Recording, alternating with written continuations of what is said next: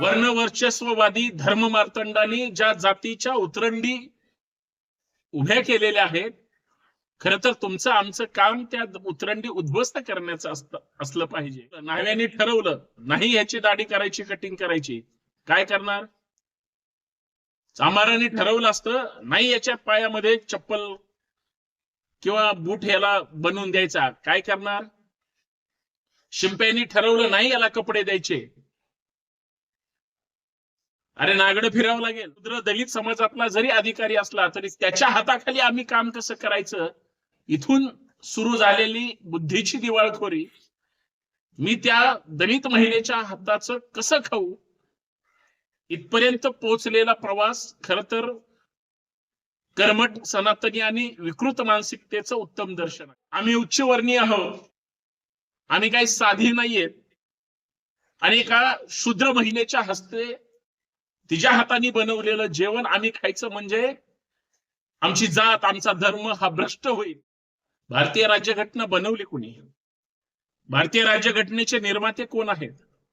ते कुठल्या समाजातून येतात? कुणाचं प्रतिनिधित्व केलं? आणि शेवटी त्यांच्या लिखाणातून काय शब्द आला? आम्ही भारताचे लोक. कुठे आहेत? आजही 2026 मध्ये ते जातीतच अडकलंय. जात अजूनही कर्मठ होत चाललेली आहे. तू उच्च, मी शूद्र, तू भारी, मी हलका, तू नीच, अशा पद्धतीच्या जातीवाचक शब्दांच्या आजही उधळण होताना दिसते. ओडिसा राज्यातील केंद्रपाडा या जिल्ह्यातील नुआगाव मधील घालीमाला या गावामध्ये 22 विद्यार्थ्यांची एक अंगणवाडी आहे.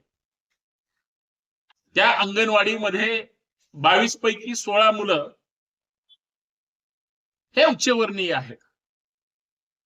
तिथं एक दलित समाजातली महिला जी 1 नोव्हेंबर 2025 पासून मदतनीस म्हणून त्या ठिकाणी कार्यरत आहे, जी त्या अंगणवाडीतल्या मुलांना जेवण बनवते. परंतु आम्ही उच्चवर्णीय आहोत, आम्ही काही साधी नाहीयेत. आणि एका शूद्र महिलेच्या हस्ते तिच्या हाताने बनवलेलं जेवण आम्ही खायचं म्हणजे आमची जात, आमचा धर्म हा भ्रष्ट होईल. म्हणून गेली 2-3 महिने एका छोट्याशा गावामध्ये त्या लहान मुलांपासून मोठ्यांपर्यंत जातीयवाद त्या ठिकाणी सुरू होता. आणि या जातीयवादाचं विष संपूर्ण ओडिसात आणि देशभर त्या ठिकाणी पसरलेलं. काय मुद्दा होता? त्या ज्या दलित महिला आहेत, मदतनीस आहेत, त्यांच्याकडून अंगणवाडीतील मुलांना तर जेवण बनवलं जात होतं, परंतु गरोदर महिला असतील किंवा स्तनपान करणाऱ्या महिला असतील, त्यांना सुद्धा त्या ठिकाणी हे जेवण जात होतं. परंतु आजही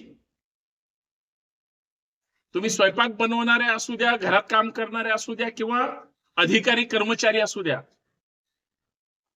एखादा शूद्र दलित समाजातला जरी अधिकारी असला तरी त्याच्या हाताखाली आम्ही काम कसं करायचं, इथून सुरू झालेली बुद्धीची दिवाळखोरी, मी त्या दलित महिलेच्या हाताचं कसं खाऊ, इथपर्यंत पोहोचलेला प्रवास खर तर कर्मठ सनातनी आणि विकृत मानसिकतेचं उत्तम दर्शन आहे. भारतीय राज्यघटना बनवली कोणी? भारतीय राज्यघटनेचे निर्माते कोण आहेत? ते कुठल्या समाजातून येतात? त्यांनी कुणाचं प्रतिनिधित्व केलं? आणि शेवटी त्यांच्या लिखाणातून काय शब्द आला? आम्ही भारताचे लोक. कुठे आहेत? आजही 2026 मध्ये ते जातीतच अडकलंय. वर्णवर्चस्ववादी धर्ममार्तंडांनी ज्या जातीच्या उतरंडी उभ्या केलेल्या आहेत, खर तर तुमचं आमचं काम त्या उतरंडी उद्ध्वस्त करण्याचं असलं पाहिजे. परंतु अजूनही त्या भक्कम केल्या जात आहेत. त्याचं उदाहरण ओडिसामध्ये त्या ठिकाणी घडलं आणि ही घटना वास्तववादी आहे.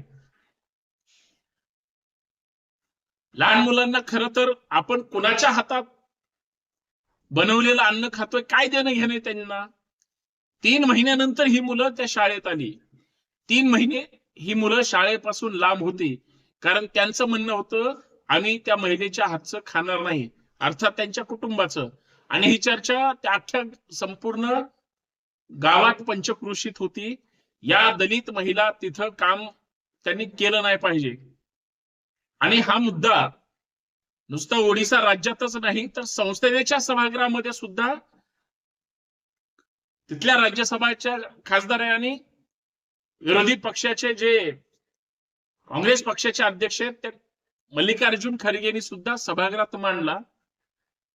हे जर अशा पद्धतीनं जातीवादी प्रकार घडत असतील आणि जातीयवादाच्या भिंती जर अशा पद्धतीनं अजून ठळक होत असतील तर हे अत्यंत दुर्दैवी आहे. मित्रांनो, हा मुद्दा मी का घेतला, मला या मुद्द्यावर का बोलावं लागलं? या मुद्द्यावर यासाठी बोलावं लागतं, परंतु त्या अगोदर सर्वांना नमस्कार, जय शिवराय. मी संतोष शिंदे. संतोष शिंदे संभाजी ब्रिगेड या आपल्या हक्काच्या युट्यूब चॅनलवर मी संतोष शिंदे आपल्या सर्वांचं स्वागत करतो. विनंती एवढीच आहे, हा व्हिडिओ जास्तीत जास्त शेअर करा. जातीवादी पिलावळींना त्यांची अवकात दाखवण्यासाठी काही गोष्टी आपण सांगितल्या पाहिजेत, मांडल्या पाहिजेत. आजही तू बडा की मैं बडा म्हणणारी इथली जातीवादी संस्कृती, खर तर आम्हाला जाती अंताची लढाई लढणं अपेक्षित आहे, जातीच्या उतरंडी तोडणं अपेक्षित आहे, माणूस म्हणून जगणं अपेक्षित आहे आणि समाजात समता, समानता आणि बंधुता प्रस्थापित करणं अपेक्षित आहे. कारण ज्या बहुजन समाजामध्ये, ज्या दलित कुटुंबामध्ये भारतरत्न डॉक्टर बाबासाहेब आंबेडकरांनी जन्म घेतला आणि स्वतःच्या समाजाबरोबर सगळ्या जात समूहाचं कल्याण केलं, याच ओडिशातल्या त्याच केंद्रपाडा जिल्ह्यामध्ये तिथल्या लोकांनी भारताची राज्यघटना सुद्धा एखाद्या दलित माणसानीच लिहिली गेलेली आहे, त्यांच्याकडूनच ती बनवली गेलेली आहे, म्हणून आम्हाला ती मान्य नाही असंही सुद्धा म्हणण्याची मानसिकता जर या लोकांवर आली, समजायचं या लोकांच्या बुद्धीची ही दिवाळखोरी आहे. यासाठीच अट्टहास केला असेल का? भारत स्वतंत्र झाला, राजेशाही संपली आणि धर्मनिरपेक्ष समाजवादी गणराज्य स्थापन झालं. एक भारतीय नागरिक म्हणून प्रत्येकाला एक भारतीय आधार मिळाला. ठीक आहे, कामानुसार किंवा तुमच्या एकंदरीत जगण्याच्या चालीनीतीनुसार तुम्हाला जात चिटकली गेली, जी जात नाही ती जात, पण ही जात उच्च, ती कनिष्ठ, हे ठरवणारे कोण? ब्राह्मण, क्षत्रिय, वैश्य, शूद्र ह्या ज्या उतरंडी, ज्या धर्म मार्तंडाने बनवल्या तुमच्या आमच्यावर अधिराज्य गाजवण्यासाठी, आणि ते तोडण्याचं काम केलं ना डॉक्टर आंबेडकरांनी. आणि आजही नुसतं महाराष्ट्रापुरतं नाही तर संपूर्ण देशामध्ये जर अशाच पद्धतीचा जातीवाद अजूनही तळागाळापर्यंत असेल, केंद्रपाडा जिल्ह्यामध्ये असेल, नो आगाव या शहरामध्ये असेल, आणि तिथली लोक जर एखाद्या दलित महिलेला म्हणजे अत्यंत वाईट वागणूक देणार असेल, अशी प्रकरणं सगळीकडे घडतायत. यांच्यावर कठोर शासन होणार आहे की नाही, हा सगळ्यात पहिला मुद्दा आहे. आणि अशी प्रकरणं घडत असताना आम्ही भरकटलोय का? आमची विचारधारा काय आहे? आम्ही नुसतं त्या त्या राज्यातल्या त्या त्या महापुरुषांची, संतांची, समाज सुधारकांची आणि देशभरातल्या चांगल्या महापुरुषांची विचारधारा मान्य करायची, स्वीकारायची, आणि वैयक्तिक आयुष्यात जगताना मात्र प्रायव्हेट लिमिटेड त्या ठिकाणी काम करायचं, जगायचं, ही जी हलकट वृत्ती आहे, स्वार्थी वृत्ती आहे, त्याच्यावर माझा आक्षेप आहे. लहान मुलं अर्थात त्यांच्या डोक्यातले विचार असतील तर अंगणवाडीत इतकी बुद्धी असण्याचा संबंधच नाही. आई वडिलांचे विचार असतील तर आई वडील ज्या विचारधारेमध्ये जन्माला आले किंवा त्यांच्यावर जे संस्कार झाले मुळात ते झाले होते की नाही हा संशोधनाचा विषय. आणि ते फारच उच्चवर्णीय असतील तर त्यांनी मग गावगाड्यात राहायचंच नाही, समाजाच्या बाहेर स्वतःचा एक स्वतंत्र गावगाडा तयार करायचा आणि फक्त उच्चवर्णीयांनीच राहायचं. पण तुमची बाकीची कामं करायला कोण आहे? जर कामानुसार सगळ्यांच्या जाती वेगळ्या वेगळ्या झाल्या असतील असं गृहीत धरू आपण, वारीक समाजाने ठरवलं, न्हाव्याने ठरवलं नाही ह्याची दाढी करायची, कटिंग करायची, काय करणार? चांभाराने ठरवलं असतं नाही याच्या पायामध्ये चप्पल किंवा बूट ह्याला बनवून द्यायचा, काय करणार? शिंप्यानी ठरवलं नाही याला कपडे द्यायचे, अरे नागडं फिरावं लागेल. अशा सगळ्या गोष्टी एकमेकावर अवलंबून आहेत.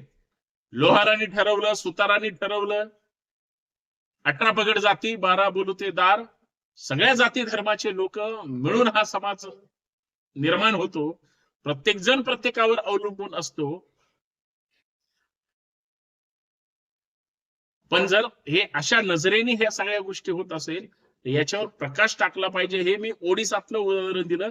गेली 2-3 महिने एका अंगणवाडी शाळेतून या वादाची सुरू झाली किंवा अंगणवाडीतून वादाचा जो काही प्रवास सुरू झाला, 3 महिने मुलांना शाळेपासून वंचित ठेवून शेवटी त्याच शाळेत, त्याच अंगणवाडीत, त्याच गावामध्ये येऊन त्या मुलांना त्याच दलित महिलेच्या हस्ते जेवण करावं लागलं आणि हा वाद संपुष्टात आला. पण याची चर्चा मात्र देशभर झाली. महाराष्ट्रात माझ्या निमित्तानं मी तुमच्या समोर मांडण्याचा प्रयत्न करतोय. हे घडतंय महाराष्ट्रामध्ये, याच्या अगोदर घडलं आणि हे घडतंय देशामध्ये जे आज आपण पाहतोय. पण हे अत्यंत वाईट आहे. त्यासाठी संवैधानिक मूल्य फार गरजेची आहेत आणि सामाजिक, वैचारिक, राजकीय आणि धार्मिक प्रबोधन सुद्धा फार गरजेचं आहे, जे की होताना दिसत नाही. ते करण्यासाठी तुमची माझी जास्त नैतिक जबाबदारी आहे. धन्यवाद. जय शिवराय. संविधान जिंदाबाद.